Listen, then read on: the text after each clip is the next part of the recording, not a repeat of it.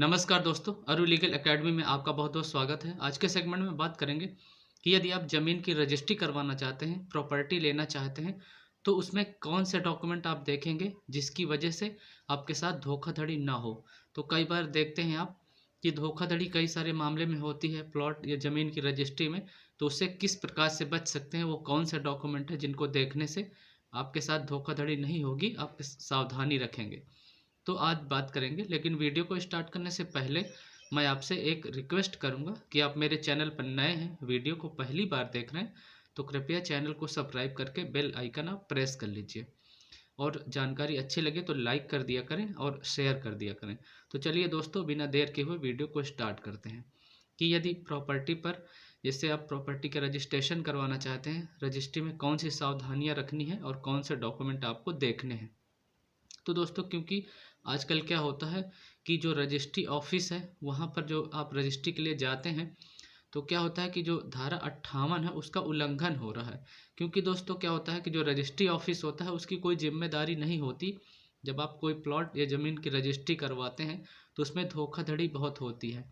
क्योंकि क्या होता है कि जैसे ए नाम का व्यक्ति है, उसने बी नाम को भी प्रॉपर्टी बेच दी है, वही प्रॉपर्टी को कुछ समय बाद दूसरे व्यक्ति को भी बेच देता है। इस तरह की बहुत सारी धोखाधड़ी देखने में आ रही हैं, जिसकी वजह से लोगों को बहुत ही समस्या का सामना करना पड़ता है और आप फिर परेशान हो जाते हैं। फिर मामला कोर्ट में चला जाता है या दाखिल खारिज नहीं हो पाता। तो इस तरह के बहुत सारे विवाद कोर्ट में रहते हैं और आपके साथ आपके पैसे भी फंस जाते हैं, आपका भी परेशानी का सामना आपको उठाना पड़ता है। तो वो डॉक्यूमेंट यदि आप चेक कर लेते हैं तो बिल्कुल आप इस तरह की परेशानी से बच सकते हैं। तो आज इस बारे में हम बात करेंगे कि डॉक्यूमेंट जो है उसको कौन कौन सी चीज़ें डॉक्यूमेंट में बारीकी से देखनी है, उसको वेरीफाई करना है। जैसे आप इस सारी बातें वेरीफाई कर लेते हैं तो फिर आपको समस्या नहीं होती, आप बहुत सारी चीज़ों से बच जाते हैं और आपके साथ जो ज़मीन या प्लॉट आप ले रहे हैं उसमें बिल्कुल फ्रेश रहती है, उसमें कोई भी प्रॉब्लम आपको नहीं होती। तो पहला डॉक्यूमेंट ये है कि रजिस्ट्री आपको देखना चाहिए। जो भी आप ज़मीन या प्लॉट ले रहे हैं उसकी रजिस्ट्री आप देख लीजिए। तो रजिस्ट्री से ये आपको पता चल जाता है कि ये ज़मीन कितनी है और किस प्रकार की है, इसमें कितना हिस्सा है उस व्यक्ति का जो बेच रहा है, तो ये क्लियर हो जाता है। तो इसके बारे में बताऊं मैं आपको कि जैसे पैतृक ज़मीन है, उसकी पुश्तैनी संपत्ति है, तो ऐसे मामले में आपको खतौनी देखनी होती है। लेकिन यदि अगर उसने ज़मीन को खरीदी है, परचेस की है कोई प्लॉट या ज़मीन, तो उसकी रजिस्ट्री आपको देखनी होती है। और अगर उसको प्रॉपर्टी गिफ्ट के थ्रू मिली है यानी दान में मिली है तो उसकी गिफ्ट डीड आपको देखना होता है। तो ये डॉक्यूमेंट देखने के लिए आपको सत्यापन करना है, आपको ठीक प्रकार से गहनता से इनकी जांच करनी है कि इसमें कितना उस व्यक्ति का हिस्सा है जो बेच रहा है, उसमें है या नहीं है, कितने हिस्सेदार हैं। इस तरह की बातें, जो गिफ्ट डीड है वो सही है, फ्रॉड तरीके से तो नहीं बना, इसकी आप जांच कर लें। किसी जो भी जानकार व्यक्ति है या किसी वकील के माध्यम से आप इन डॉक्यूमेंट की जांच कर लें। जो गिफ्ट डीड है वो गिफ्ट डीड ठीक प्रकार से है या नहीं है। तो बिल्कुल ये सारी सावधानियां रखेंगे तो आपके साथ फ्रॉड नहीं हो पाएगा, कोई व्यक्ति आपको इस तरह से परेशान नहीं कर पाएगा।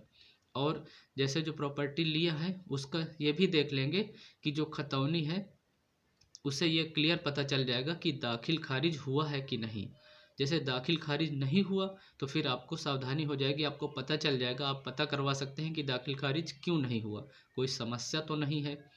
और यदि नहीं हुआ दाखिल खारिज तो इसकी पड़ताल ठीक प्रकार से कर लीजिए कि इसमें कोई विवाद वगैरह तो नहीं है। अगर विवाद है तो बिल्कुल आपको पता चल जाएगा, अगर नहीं है तो क्यों दाखिल खारिज नहीं हुआ, ये सारी चीज़ें आप क्लियर कर लीजिए। दाखिल खारिज होगा या नहीं, कई बार क्या होता है कुछ ऐसी प्रॉपर्टी होती है जिसका दाखिल खारिज नहीं हो पाता दोस्तों, और आप उस प्रॉपर्टी को परचेस कर लेते हैं, जैसे खरीद लेते हैं, तो फिर आप विवाद में पड़ जाते हैं। तो अगर इस तरह की जांच आप कर लेंगे तो ये कोर्ट कचहरी के चक्कर से आप बच जाएंगे। अगर दाखिल खारिज नहीं होने वाला तो आपको पता चल जाएगा, तो फिर आप इस तरह की प्रॉपर्टी को मत लीजिए। जैसे खतौनी चेक करेंगे तो खतौनी में आपको ये देखना है कि जैसे वो श्रेणी क्या है उसकी, जो प्रॉपर्टी है, जो खतौनी है उसकी श्रेणी क्या है। श्रेणी से ये पता चलेगा कि जो प्रॉपर्टी है वो ट्रांसफरेबल है, मतलब ट्रांसफ़र हो पाएगी या नहीं हो पाएगी, जो भूमिधर है, या नॉन ट्रांसफरेबल है। तो जो ट्रांसफ़र वाली भूमिधर है या नॉन ट्रांसफरेबल भूमिधर है, इससे आपको जो खतौनी है उसमें श्रेणी से आपको पता चल जाएगा। तो इससे ये होगा, ये जो मैंने जो बताया कि ट्रांसफ़र वाली जो भूमिधर है और नॉन ट्रांसफ़र वाली भूमिधर है, तो जो नॉन ट्रांसफ़र वाली भूमिधर है इसका दाखिल खारिज नहीं होगा दोस्तों। फिर इसीलिए मैंने बताया कि खतौनी में ये बातें आपको देख लेनी है। और फिर उसके बाद आपको फसली वर्ष चेक करना है। वहाँ पे देखा होगा आपने कि जो खतौनी होती है इसके ऊपर साइड फसली वर्ष होता है, ये आपको देखना है। फिर वहाँ पर आपको सह खातेदार आपको देखना है। सह खातेदार कई बार क्या होता है कि किसी प्रॉपर्टी पर कई लोग होते हैं, तो उसमें क्या होता है कि इससे ये पता चल जाएगा कि उस व्यक्ति के हिस्से में कितनी ज़मीन है। आप जो उसमें एक्चुअल ज़मीन होगी उससे आप हिस्सेदारी के हिसाब से आप पता कर सकते हैं कि उस व्यक्ति के हिस्से में कितनी ज़मीन है। फिर आपको गाटा संख्या चेक करना है। गाटा संख्या चेक करने के बाद फिर उसमें आदेश नीचे हुए रहते हैं कि किस प्रकार से कई आदेश रहते हैं, तो उसमें कोई भी जो आदेश हुआ है किस प्रकार से हुआ है वो सारी बातें आपको खतौनी में चेक कर लेनी है। तो सह खातेदार के बारे में बात करते हैं।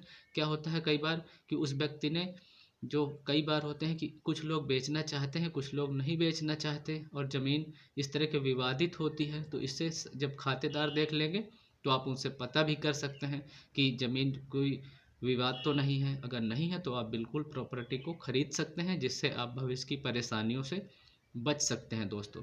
तो मैंने जो जानकारी दी है, उम्मीद करता हूँ आपको जानकारी ज़रूर अच्छी लगी होगी। अगर जानकारी अच्छी लगी है तो लाइक कर दीजिए वीडियो को और शेयर कर दीजिए अपने दोस्तों के साथ, या जो भी इस तरह का ज़मीन का काम करते हैं या प्रॉपर्टी लेना चाहते हैं 2025 नए साल में, तो उनको अवेयरनेस हो जाएगी और अपनी परेशानी से वो लोग बच सकेंगे। तो दोस्तों आज के लिए इतना ही, और नेक्स्ट वीडियो मैं लेकर आऊँगा, तो आप इंतज़ार करिए। Thank you so much watching for this video. Stay connected. जय हिंद एंड जय भारत।